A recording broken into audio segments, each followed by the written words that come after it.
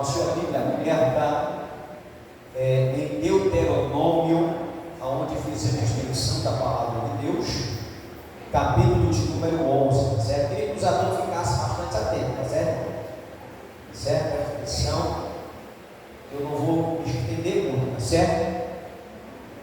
Deuteronômio, capítulo 11, aonde nós fizemos menção da palavra de Deus em alguns versículos, mas eu quero nessa noite focar em dois versículos do capítulo 11 de Deuteronômio, que é o versículo 26 e 27. A própria Bíblia preste atenção, preste atenção. Hoje estou pondo diante de ti a bênção e a maldição. Vocês terão bênção se me obedecerem os mandamentos que hoje lhe ordeno. No verso 25 ele vai dizer: vocês terão maldição se desobedecer e se afastar dos meus mandamentos. É assim.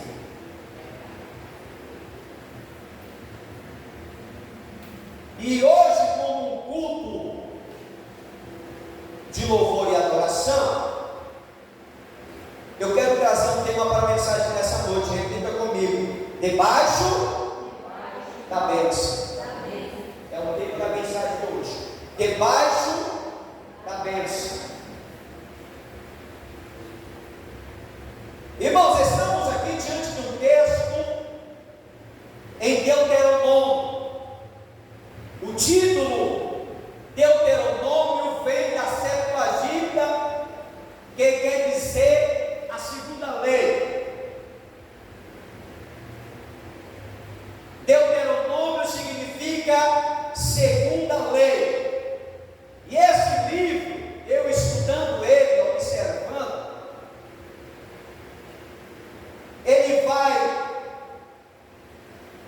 esse livro ele vai consistir a narração de uma mensagem de despedida de Moisés. Foi isso que eu entendi observando. É uma mensagem de despedida de Moisés, da qual ele renova um concerto entre Deus e Israel, para o bem de uma nova geração israelita. Por isso que Deuteronômio significa a segunda lei, porque nós observamos Moisés trazendo uma mensagem de despedida, fazendo um concerto com Deus para uma nova geração de israelita que estava surgindo. O povo tinha chegado ao fim da peregrinação do deserto. O povo já tinha chegado ao fim daquela peregrinação e agora o povo já estava pronto para entrar em Canaã. E essa nova geração, na sua maior parte, ele não tinha lembrança das primeiras Páscoas que aconteceu. A nova geração, ele não tinha lembrança do acontecimento do Mar Vermelho. A nova geração, ele não tinha lembrança de Acumelque, da lei escrita no Monte Sinai. Eles não tinham lembrança de nada disso. É como a nova geração de hoje. Quem é a nova geração de hoje que não me conhece? A Esther, Samuel Elias, a Laurinha, são crianças que não têm ainda muito discernimento de quem é quem. Vibra, a gente brinca, mas não tem aquela memória de quem somos nós. Estou trazendo aqui uma comparação para você entender. Pronto, a Esther chega aos 15 anos, juntamente com toda essa meninada que eu falei aqui, os bebês. E eu não estou mais na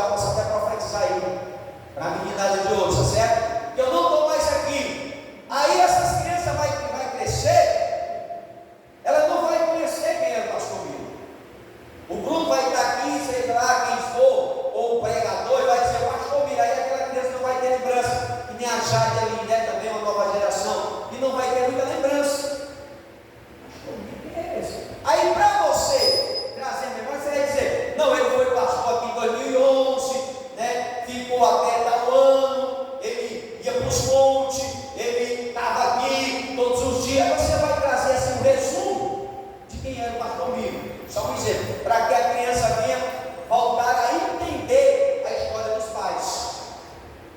Assim aconteceu com Moisés.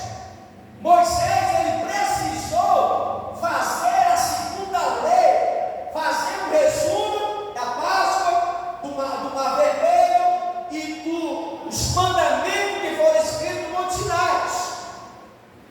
Assim foi que aconteceu com Moisés para a nova geração. E quando o livro de Números vai registrar a peregrinação, vai registrar a peregrinação no deserto dos rebeldes israelitas que ficaram no meio do caminho, Números vai falar sobre isso, da geração de israelitas rebeldes.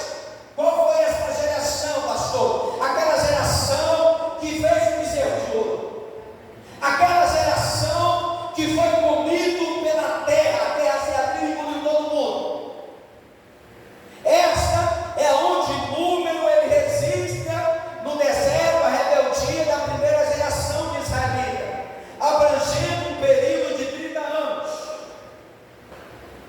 Agora aqui Deuteronômio abrange um período de provavelmente um mês de resumo, a lei para uma nova geração.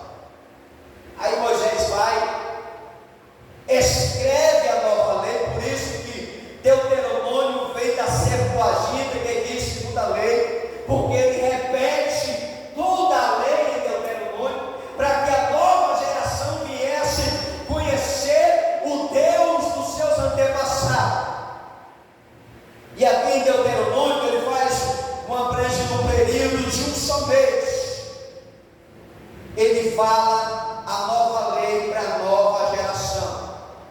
Então, o povo carecia de uma nova narração inspirada pelo conceito de Deus e sua lei e da sua fidelidade, bem como a declaração de uma nova bênção para aqueles que obedecerem e também maldição para aqueles que desobedecem. Então, o propósito original de Moisés, ao proferir o seu discurso diante de uma nova geração, antes de entregar o cajado, a autoria de Josué, para que ele entrasse na terra de Canaã, Moisés ele exortou os novos israelitas, a nova geração, a obedecer a Deus, amá-lo a Deus acima de tudo e servir a Jeová de todo o espírito, de toda a sua alma. Era isso que Moisés estava fazendo em Deuteronômio. Então foi por isso que a foi necessária a segunda lei, porque os antigos morreram tudo. Então ele tinha que trazer à memória a nova geração tudo o que aconteceu, da saída do Egito, da Páscoa, da travessia do Mar Vermelho e dos mandamentos. Foi preciso ele fazer um resumo todo em Deuteronômio. E esse foi o propósito original de Moisés antes de passar o cajado para Josué. Ele precisou fazer tudo isso. Antes de passar o governo para Josué, porque Deus já teria dito: olha Moisés, tu contemplarás a terra, mas tu não vai entrar. Tu vai observar a terra, mas tu não vai poder entrar. Então pronto, tu vai resumir tudo, vai passar o cajado com Moisés e vem comigo. Foi o que aconteceu. Ele instruiu uma nova geração a obedecer a Jeová de corpo, alma e espírito. E aqui no capítulo 11, versículo 26 e 27, Moisés ele profetiza a bênção e maldição que teria o israelita conforme a ordenância ou obediência ao Senhor.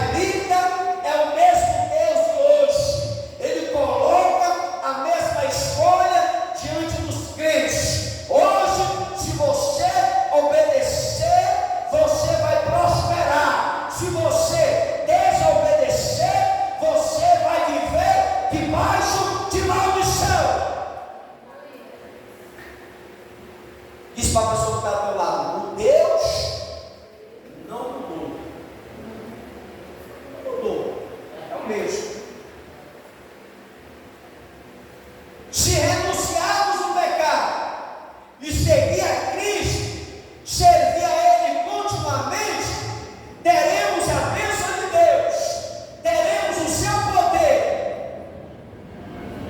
se manifestando em nossas vidas.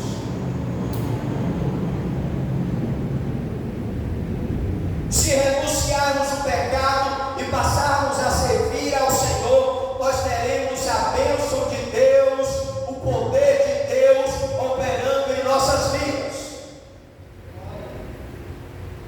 E se nós deixarmos o seu justo caminho, não teremos a proteção de Deus e nem muito menos as suas bênçãos.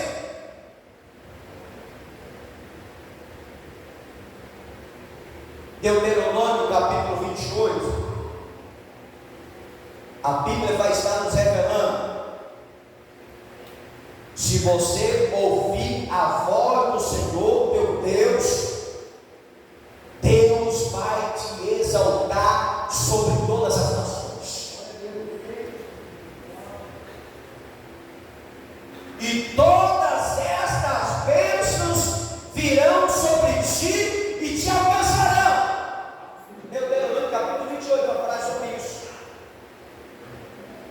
Será abençoado no campo, o fruto do teu ventre será abençoado. Você será abençoado no campo, tu será abençoado ao entrar e será abençoado ao sair.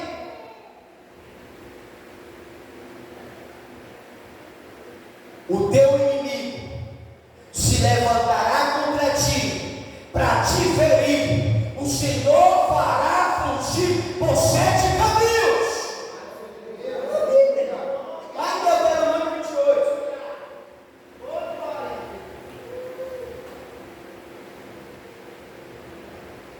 O inimigo vai sair por 7 caminhos. Sabe por quê? Porque o Senhor não permitirá que Satanás toque na tua vida.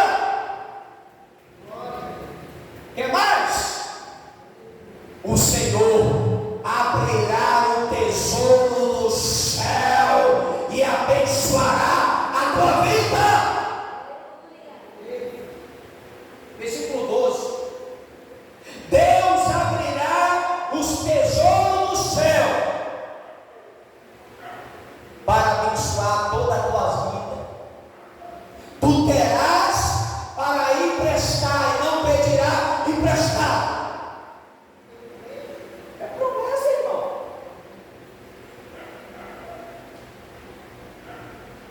O Senhor te colocará por cima e não por baixo, diz o Senhor.